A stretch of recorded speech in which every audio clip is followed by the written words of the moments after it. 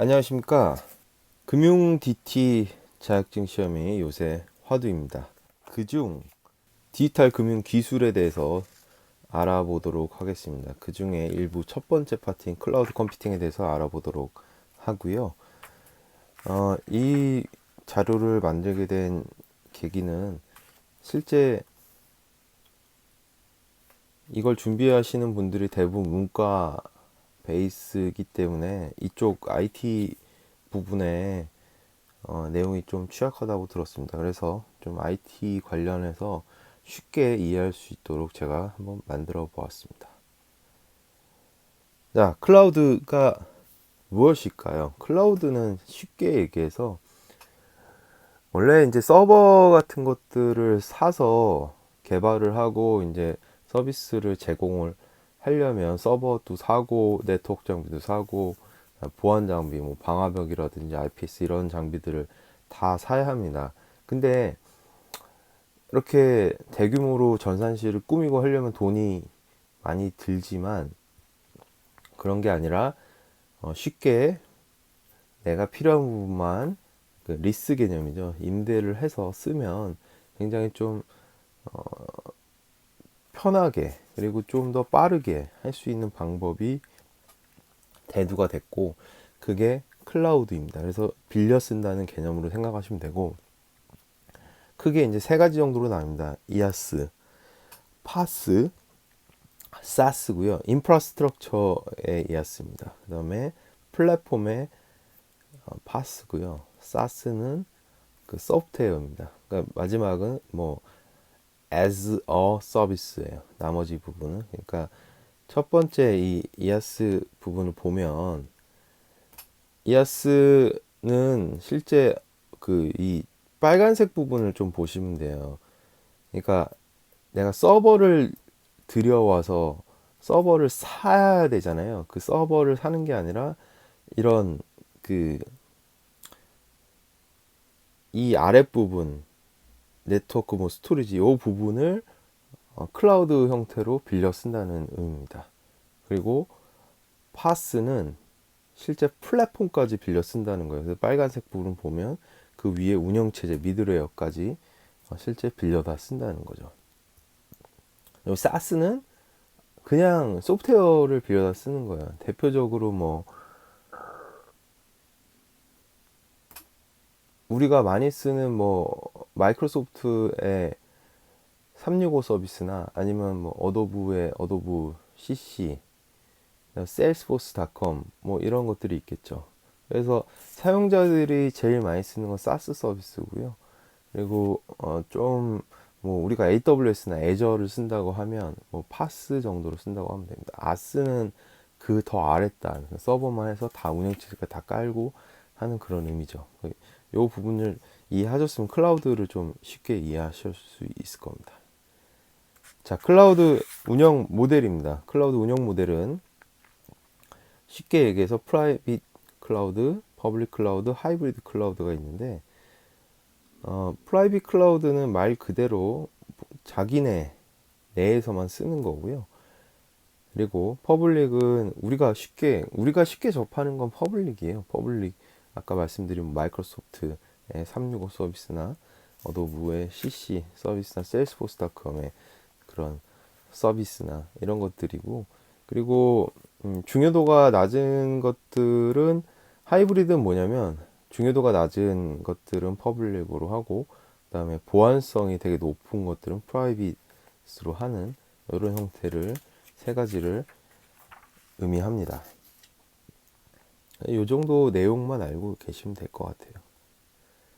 자, 가상화 되게 중요한 개념이고요. 가상화가 왜 중요하냐면 아까도 이제 뭐 서버실을 두고 서버들을 이렇게 물리적으로 도입을 하게 됩니다. 만약에 서버가 3대 필요하면 3대를 도입을 해서 서버를 그 위에 운영체제, 뭐 유닉스나 리눅스를 설치를 해서 그 위에 뭐 미드웨어나 어플리케이션을 설치를 해서 이제 운영하는 방식인데 이 가상화 방식은 뭐가 좋냐면 좀 성능이 좀 괜찮은 그런 서버를 도입을 해서 가상화 솔루션을 설치를 하면 쉽게 얘기해서 그러면 클릭하면 서버가 하나씩 생겨요. 그러니까 뭐가 다르냐면 기존 방식은 서버를 각각 하나를 각각 도입을 해서 운영체제를 설치하고 거기에 맞는 소프트웨어를 설치를 해서 그런 것들을 했어야 됐어요. 그러니까 굉장히 좀 작업 시간도 많이 걸리고 특화가 돼 있죠. 근데 이거는 내가 원하는 뭐 PC나 내가 원하는 그냥 그 서버를 클릭하면 하나씩 생기고 거기에 뭐 CPU, 그다음에 메모리, 그다음에 디스크 용량들을 동적으로 할당할 수 있어요. 그래서 굉장히 편하게 제어를 할 수 있다.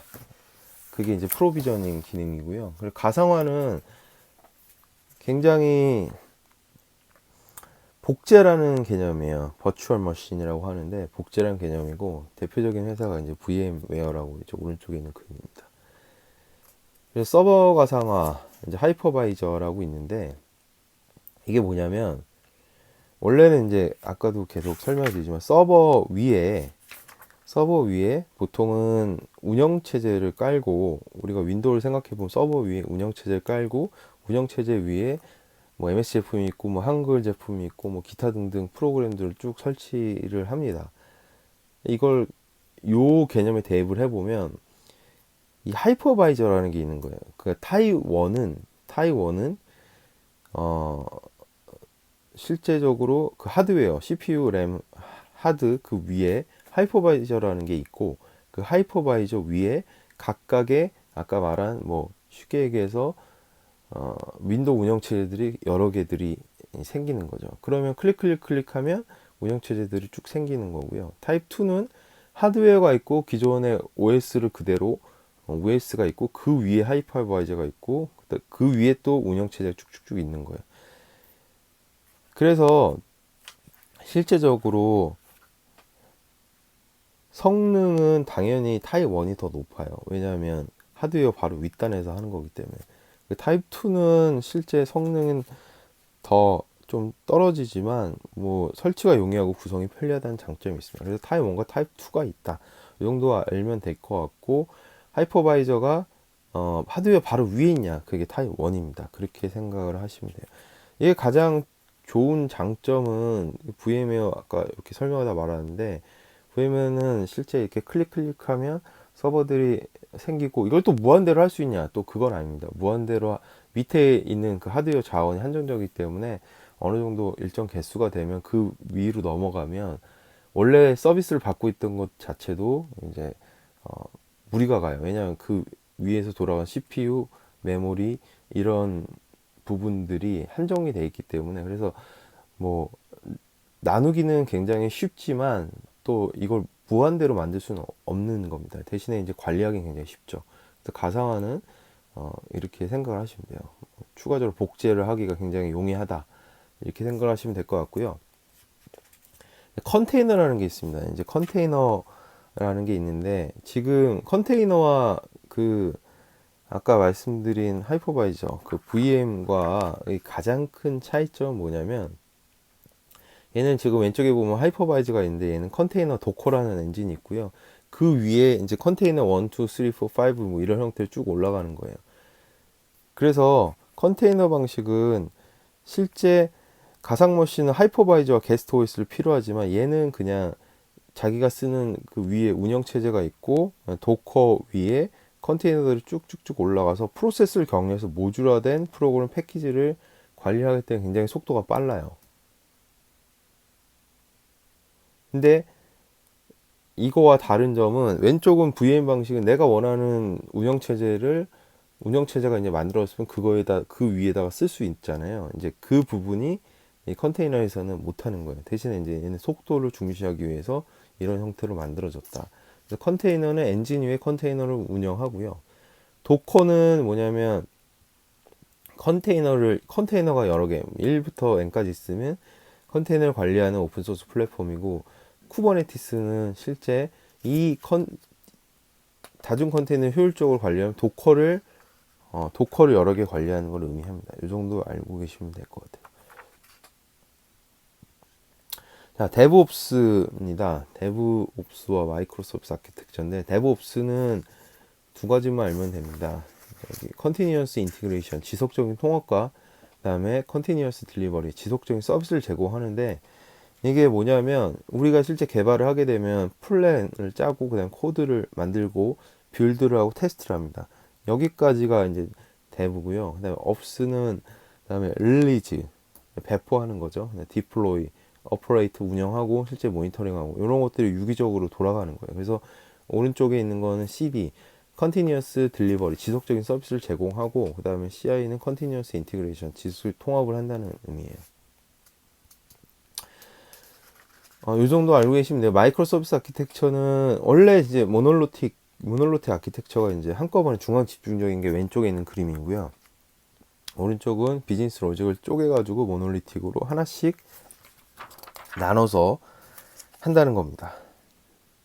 그래서 장단점이 있는데 실제 이제 좀 이렇게 나눠서 하다 보니까 개발별로 좀 속도는 좀 나죠. 근데 나중에 이제 통합을 하거나 실제적으로 할 때는 이게 다 쪼개져 있기 때문에 이런 부분들에서 통합을 할 때 이슈가 있습니다. 그 정도만 알고 계시면 돼요. 그래서 마이크로 서비스 아키텍처가 이제 쪼개져서 실제적으로 나눈다. 이렇게 생각을 하시면 될 것 같아요. 그래서 마이크로 서비스 아키텍처와 그 아까 말씀드린 데브옵스 같이 생각하시면 될 것 같아요. 자, 에지 컴퓨팅입니다. 에지 컴퓨팅은 포그 컴퓨팅이라고도 하고요. 포그 컴퓨팅이고, 이 부분은 이제 외워야 돼요. 어쩔 수 없고. 그러니까 우리가 클라우드 컴퓨팅 같은 경우에는 네트워크가 연결되어 있어야지 그냥 거기서 받아 쓸 수 있는 방식이거든요. 네트워크가 무조건, 네트워크에서 지연이 발생을 하게 되면 서비스에 지장을 주게 됩니다. 그 지장을 주게 되는 문제를 어찌됐든 그 지장을 최소화하기 위해서 만든 게 엣지 컴퓨팅이에요. 그래서 엣지 컴퓨팅은 그 단말 기기에서 처리할 수 있는 부분들은 단말에서 처리를 하자는 거예요. 대표적인 게 자율주행 차량처럼 실시간 응답 성능이 필요한 경우에 클라우드에서만 100% 의존하면 지연이 발생하잖아요. 그래서 실제 단말단에서 처리할 수 있는 부분들은 단말단에서 처리를 하겠다. 그게 엣지 컴퓨팅입니다. 클라우드 컴퓨팅에 대해서 수고하셨습니다. 예, 감사합니다.